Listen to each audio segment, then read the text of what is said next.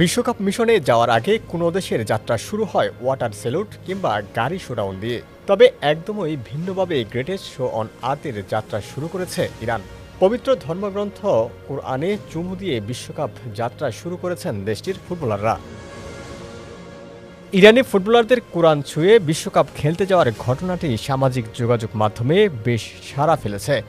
ইন্টারনেটে ছড়িয়ে পড়া এক ভিডিওতে দেখা যায় বিশ্বকাপগামী বিমানে ওঠার আগে ফুটবলাররা সারিবদ্ধভাবে কোরআন শরীফে চুমু খাচ্ছেন। এই সময় আশেপাশে ইরানি পতাকা নিয়ে উচ্ছ্বাস করতে দেখা যায় ভক্ত সমর্থকদের।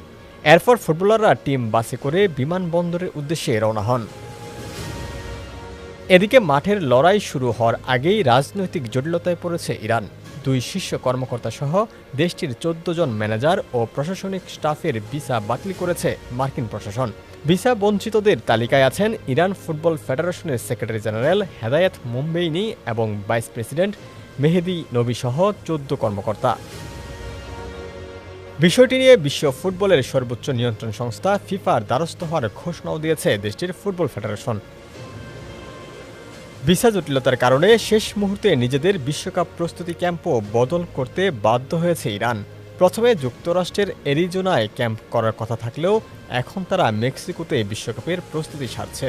গত শনিবারই ইরানের পুরো দল তুরস্কের আন্তালিয়া থেকে চার্টার্ড ফ্লাইটে সরাসরি মেক্সিকোর উদ্দেশ্যে রওনা হন।